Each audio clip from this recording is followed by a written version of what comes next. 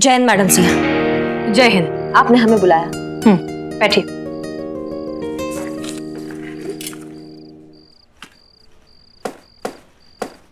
क्या हुआ madam sir, कोई बात है? हाँ है। डिपार्टमेंट की तरफ से हमें मेल आया है कि अब जब आपकी एग्जाम्स नहीं हो रही हैं तो आपका प्रमोशन हमारे थ्रू होगा, हमारी बनाई सीआर रिपोर्ट के थ्रू। हाँ तो बना दीजिए ना मैडम सर। आपको इतने दिनों में इतना तो पता चल ही गया होगा कि हमारे लिए हमारा ड्यूटी से ज्यादा इम्पोर्टेंट और कुछ भी नहीं है। हमें आपके जज्बे पर कभी भी कोई शक नहीं था। इनफैक्ट हम उसकी बहुत इज्जत करते हैं, लेकिन सच कहें तो हम थोड़ा सा वक्त लेना चाहते हैं। I hope you understand. नहीं, हम समझ नहीं पा रहे हैं आपको वक्त क्यों चाहिए। एसएचओ का काम बहुत जिम्मेदारी का काम है। It's a huge responsibility. और अगर डिपार्टमेंट ने हमें इतना इम्पोर्टेंट काम सौंपा है तो हम चाहते हैं कि हम अपना वक्त लेकर अच्छे से डिसाइड करें, ताकि बाद में हमें किसी बात का अफसोस ना हो। ठीक है। जय हिंद। एक मिनट, क्या हुआ? आज तक हमें कोई भी चीज मैडम सर आसानी से नहीं मिला है। हर चीज के लिए ना हमें बहुत स्ट्रगल करना पड़ता है। तो फिर आप ये सीआर रिपोर्ट हमें कैसे दे देंगी इतना आसानी से? ये हमारी जो किस्मत की लकीरें हैं ना, इनको पसंद नहीं आएगा।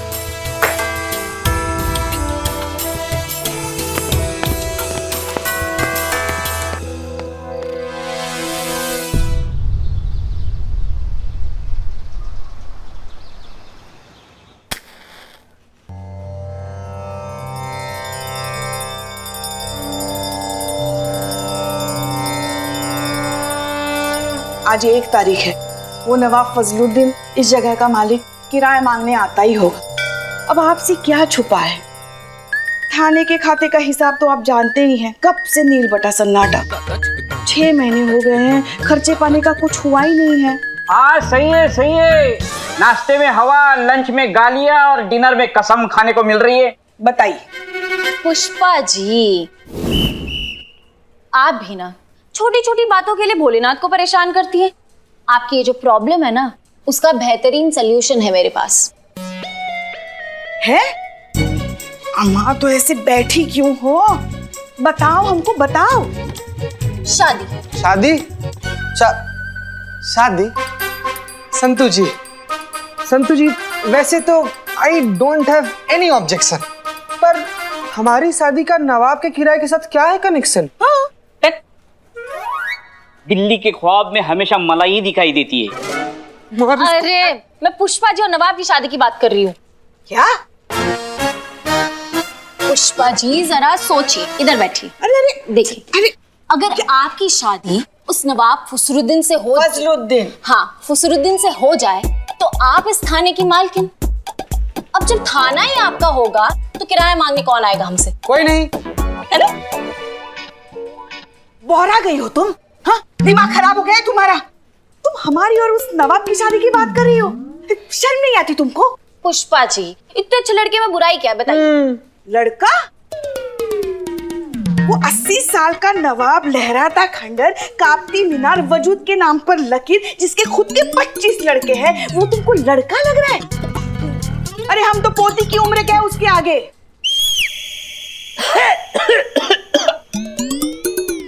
बेटी की उम्र क्या है? छोटी बहन, बड़ी बहन, हम आप तो क्या अम्मा बन जाए उसकी? इसका गला दबा हुआ नहीं शुक्का हम अपने हाथों से करेंगे। हाँ पुष्पा जी, पॉजिटिव साइड देखिए। अगर आप नवाब के साथ शादी कर लेते हैं तो आप यहाँ की मालकिन बन जाओगी। फिर कोई भी आप पर हुक्म नहीं चला पाएगा। कोई भी का मतलब समझते हो ना? कोई भी। तो घर पर भी आपका हुक्म चलेगा और यहाँ भी आपका हुक्म चलेगा। अरे बिल्ले, औकात में रह के बात कर हमसे। कोई है किसी का हिम्मत है जो हम पर हुक्म चला सके? चल तो रहा है भाई। जब से किसी को पता चला है ना कि हसीना मैडम की परमिशन के बिना इनका प्रमोशन नहीं होगा, तो अपनी सीआर रिपोर्ट पे उनका दस्तखत पाने के लिए उनके आगे पीछे घूम रही है। कैसे? ऐसे और उनका हर ऑर्डर मांग रही है, चेहरे पर प्यारी सी मुस्कान लिए, है ना? जय मैडम सर। जय हिंद जय हिंद। मैडम सर आप कहीं जा रही है? हाँ, बीट पर जा रहे हैं। क्यों? अच्छा, वो आज 1 तारीख है ना, तो नवाब आएगा किराया मांगने। हाँ, फिर वो नवाब को संभालेगा कौन? वैसे करिश्मा मैडम हैं थाने की छोटी मोटी दिक्कतें देखने के लिए। ये हमारा काम नहीं है। सीआर रिपोर्ट चाहिए कि नहीं? क्यों, कोई प्रॉब्लम है आपको? नहीं मैडम सर, वो नवाब को हम संभाल लेंगे, आप जाइए। ओके।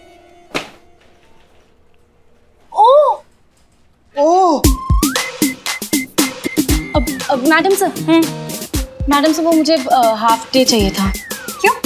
वो आप जानती हैं ना, पुलिस हॉस्टल में रेनोवेशन का काम चल रहा है, तो 2-3 महीने के लिए कहीं और रहना पड़ेगा। तो मैंने सोचा मैं सनी के साथ जाके घर ढूंढ लूं। थोड़ी देर में यहाँ पर नवाब साहब आ रहे हैं। तुम जानती हो कि लखनऊ में उनके पास बहुत सारे घर और मकान है। तुम उन्हीं से बात करो, वही कोई अच्छा सा सूटेबल घर देख के तुम्हें किराए पर दे देंगे। Good idea, thank you. मैं नवाब से पूछ लूं। वाह मैडम सर, वाह क्या भौकाल, क्या मस्त अच्छा सा आइडिया दिए आप। एकदम मतलब चौकस आइडिया है आपका। Thank you madam sir. हाँ संतु जी, आप ना नवाब से बात कीजिए, कोई जरूरत नहीं सनी उन्हीं के साथ जाने का। अंदर चलिए। सब बाहर बहुत गर्मी है ना संतु जी, प्लीज अंदर चलिए, प्लीज प्लीज।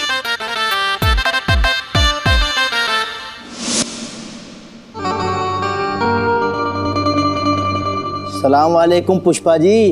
अरे नवाब साहब आइए आइए, नवाब साहब आए हैं। आइए आइए, बैठिए ना, बैठिए बैठिए। पुष्पा जी, आपका चांस तो गया, नवाब तो दूसरी शादी कर लिया। तो इनसे मिलिए, ये है मोहतरमा पारो, हमारी किराएदार। अभी भी चांस है, किराएदार ही।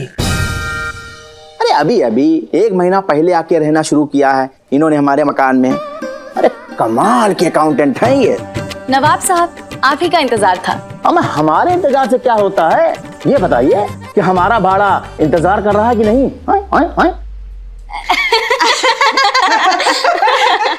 नवाब साहब, वो सब तो होता रहेगा, है ना। वो क्या है ना कि पुलिस हॉस्टल जो है ना, वो रेनोवेशन में जा रहा है, तो रहने के लिए भाड़े पे एक घर चाहिए था। तो ले लो। आप समझे नहीं। तो रहने दो। नहीं, मेरा मतलब है कि आपकी तो इतनी सारी घर है इस शहर में, है ना। तो बस 2-3 महीनों के लिए भाड़े पे अगर एक घर मिल जाता तो। किराए की टेंशन मत लीजिए आप, सरकार की तरफ से 3 महीने का एडवांस मिल चुका है। मिल जाएगा, लेकिन उसके लिए तुमको निकाह करना होगा। निकाह? हाँ।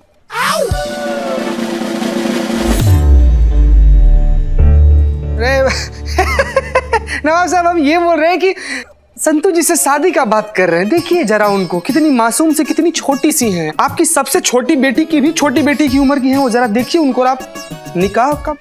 तुम बड़े अहबक किस्म के इंसान हो मियाँ।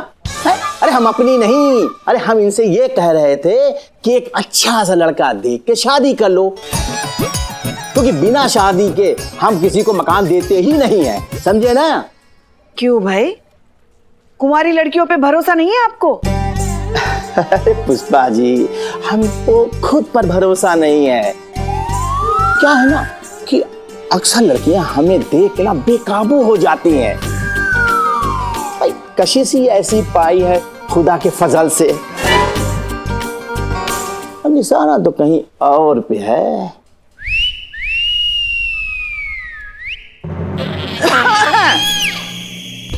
चलिए बाकी की बातें हम अपने कमरे में आराम से बैठ के करेंगे। हर महीने के 50,000 के हिसाब से 8 महीने का ड्यू रेंट हुआ 4 लाख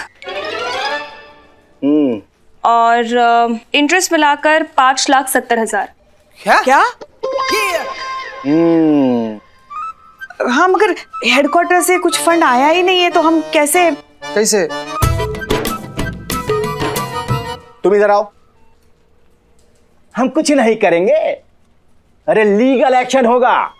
अब कोर्ट हमारा इस हवेली का किराया वसूल करेगा, समझे ना। अब हम यहाँ नहीं आएंगे, लीगल नोटिस आएगी हमारे वकील की। अच्छा, मतलब केस करोगे? हाँ, लीगल एक्शन करोगे? वो तो हम भी कर सकते हैं आपके खिलाफ। अरे हमने क्या किया? सेक्शन 188 के तहत मकान मालिक को अपने हर किराएदार का पुलिस वेरिफिकेशन कराना बहुत जरूरी है। आप कराएं? नहीं कराए ना, इसका मतलब आपका इस शहर में जितना भी घर है उसमें जितने भी रहने वाले किराएदार है वो कुछ भी निकल सकते हैं। वो मुजरिम निकल सकते हैं, वो खूनी निकल सकते हैं, टेररिस्ट निकल सकते हैं, स्मगलर निकल सकते हैं। हाँ हाँ। और अगर ऐसा हुआ नवाब साहब तो बहुत लंबा जाओगे। अरे लेकिन हमारा कोई किराएदार ऐसा है ही नहीं। अच्छा, ये भी आपकी किराएदारी है ना? इनका वेरिफिकेशन हुआ है? किनका? इनका? अरे ये हमारी औलाद की तरह है। हमको इन पर उतना भरोसा है जितना अपने आप पर है। अच्छा, क्या नाम बताया आपने? जी पारो। पारो। पूरा नाम का है? पार्वती सक्सेना और गोविंद सक्सेना इनके खाविद हैं। इनका आइडेंटिटी प्रूफ देखना है हमें, दिखाइए।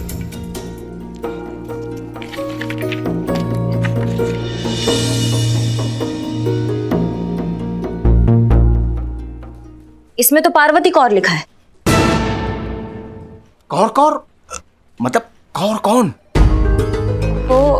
वो कौर मेरा सरनेम है बाबूजी का। वो क्या है ना कि अभी नई नई शादी हुई है तो बस आधे डॉक्यूमेंट्स पे नाम अपडेट करवाना रह गया है। अच्छा, पति का क्या नाम बताया तुमने अपना? जी गोविंद सक्सेना। काम क्या करते हैं? नौकरी करता है वो। कहाँ नौकरी करते हैं? दुबई में नौकरी करता है। साल में बस एक आध बार ही आना होता है उनका यहाँ पे इंडिया में। तो फिलहाल कहाँ है, दुबई में या इंडिया में? जी दुबई में है और कहाँ होंगे। फोटो दिखाओ। फोटो तो साथ में नहीं है मेरे पास। अम्मा क्या बात कर रही हो? फोटो तो साथ ही होता है पति का। आजकल फोन साथ होता है, फोन में तो होता ही है। दिखा। फोन वो दरअसल क्या है कि मैंने फोन नया लिया है तो पुराने मोबाइल में फोटोज थे ना तो इसमें नहीं है। ये देखिए मेरे मोबाइल में है क्योंकि मैंने हाउसिंग एग्रीमेंट के लिए इसको रखा था। ये देखिए ये देख लीजिए।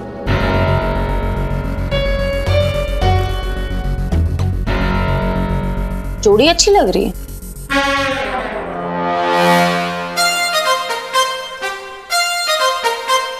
हो गई ना तसल्ली? और अगर ना हुई हो तो हम आपको फोटो भेज देंगे और आराम से आप तसल्ली कीजिएगा। और ये मत समझिएगा कि हम डर गए हैं। हम फिर आएंगे और इस बार हम अपने किराएदारों के वेरिफिकेशन कागज साथ में लेके आएंगे। चलो पारो।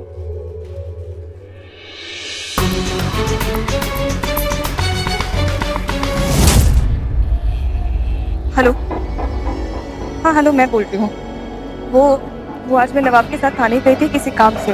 तो वहाँ पे ना पुलिस तुम्हारे बारे में बहुत सवाल कर रही थी। मुझे लगता है कि उन्हें मुझ पे शक हो गया है। मुझे बहुत डर लग रहा है। यार क्या करूँ? सुनो मैं तुम्हें बाद में फोन करती हूँ। Bye bye bye. चलिए मोहतरमा जी आइए। एक चाय खाली एक चाय। बस एक ग्लास 3। चाय ला। 3 मतलब? पैसा कौन देगा? समझ गया। जी हाँ जी संतोष जी। अरे इतना सैड क्यों? कोई घर नहीं मिला क्या? अभी कहाँ, नवाब ने ना बोल दिया। सिंगल लड़कियों को घर नहीं देते वो, इसीलिए। ओ कहीं और ढूंढना पड़ेगा। फिर कहाँ ढूंढे, कैसे ढूंढे, टाइम भी तो मिलना चाहिए ना। करिश्मा मैडम ने हमें ये नया काम दे दिया, इस कपल के बारे में पता लगाना है। हाँ तो इसमें दिक्कत क्या है? लाओ मुझे दिखाओ फोटो। अरे अबे दिखा। मैं ढूंढता हूँ आपके लिए इस कपल का इंफॉर्मेशन। तुम ढूंढोगे? हाँ तो जर्नलिस्ट हूँ, यही काम है मेरा। एक घंटे में इस कपल की सारी इंफॉर्मेशन आपके सामने ना रख दी ना तो मेरा नाम भी सनी चड्डा नहीं। घंटा। ठीक। अरे गॉडफादर, चलो उधर फोटो दो। जर्नलिस्ट है बेटा, तुम जर्नलिस्ट हो ना तो हम भी पुलिस वाले हैं और हम भी ढूंढ सकते हैं इसको, बड़े आराम से ढूंढ सकते हैं। हमारा भी यही काम है। 1 घंटे में ढूंढ लेंगे। बड़े आए इस्मार खान। संतू जी आप ना बिल्कुल चिंता मत कीजिए, इसका जो फोटो है ना हम अपने फोन में ले लिए हैं, हम इसको ढूंढ लेंगे। आप बड़े इत्मीनान से अपना मकान ढूंढिए हैं। बिल्ले हंस क्या रहा है बे? नहीं नहीं, पुलिस को किसी को ढूंढना होता है तो हम जैसे चोरों की मदद लेते हैं। अरे इस कपल को तो मैं ही ढूंढूंगा। Billu the spy. चैलेंज कर रहे हो कहाँ पे? चैलेंज बराबर वालों को दिया जाता है। तो दे इसको। चुप करो तुम लोग। करिश्मा मैडम ने मुझे काम दिया तो ये मैं ही करूंगी। ठीक है बेटा, ऐसी बात है तो challenge accepted. Challenge accepted. Challenge accepted.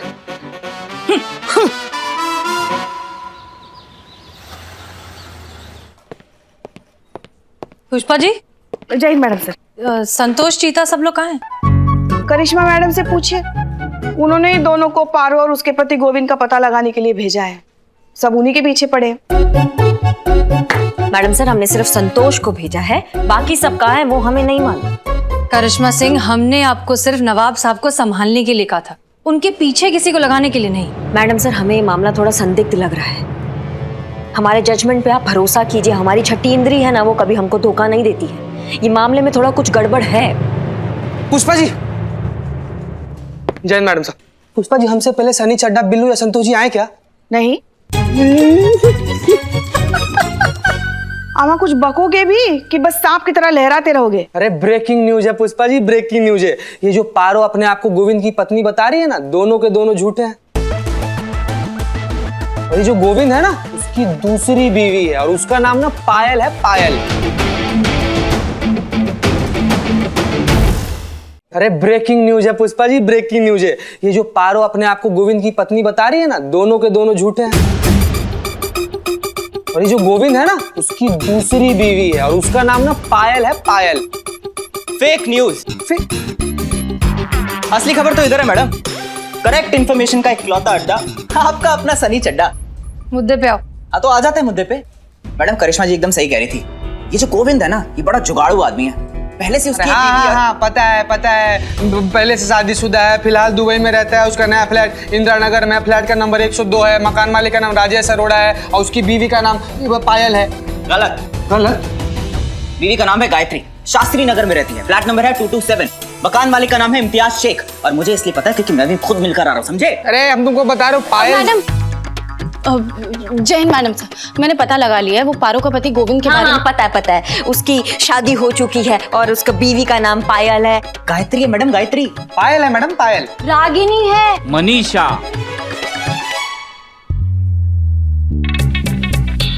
Manisha Srivastava नाम है उनका। फ्लैट नंबर 305 मालवीय नगर, मकान मालिक श्रीनिवास राव। खुद मैं वहां गया हूँ, खुद फोटो दिखाया है, खुद कंफर्म किया है, खुद। Billu the spy. एक मिनट। ये हो क्या रहा है? कौन है ये आदमी जिसने एक साथ 5-5 लड़कियों से शादी कर रखी है? वो उनका हस्बैंड है। हमारा इतना कुछ तो हमने भी नहीं सोचा था। हमको लगा ये केस छिप कर लिए, लेकिन ये तो मगरमच्छ निकला। इतना बड़ा जालसाजी। पता लगाओ कौन है ये गोविंद जिसने 5 लड़कियों को एक साथ बेवकूफ बना रखा है। जी मैडम सर।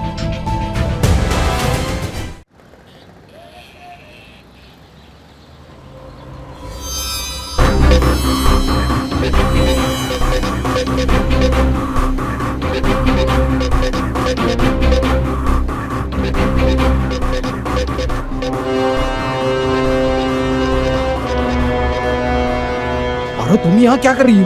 पुलिस स्टेशन से फोन आया था। हाँ? कल सुबह पुलिस स्टेशन में बुलाया है। I am sure it's about you. और मुझे ऐसे लग रहा है कि शायद बाकी लड़कियों को भी बुलाया होगा। क्या करें? अभी वही सोच रहा हूँ पारो। कैलकटा मैं वहां चले जाता हूँ और तुम लोग भी ना कहीं पे छुप जाओ और अगर हो सके ना तो अंडरग्राउंड हो जाओ, मैं तो कहता हूँ। Okay take care. या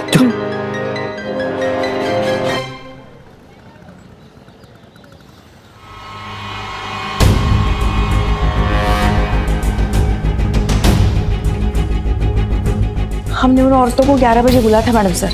कोई भी नहीं आया? हमने पहले ही कहा था मैडम सर। वो पारो को फोन लगाइए। जी मैडम सर। डायल किया गया नंबर इस वक्त स्विच ऑफ है। उसका फोन स्विच ऑफ आ रहा है। वो और भी तो लड़कियां हैं, किसी को ट्राई करिए। जी मैडम सर।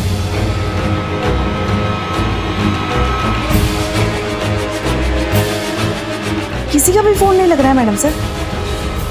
हमने कहा था मैडम सर कुछ गड़बड़ जरूर है। पुलिस का नौकरी में ना एक नजर ही काफी होता है। किसी का भी नहीं लग रहा है।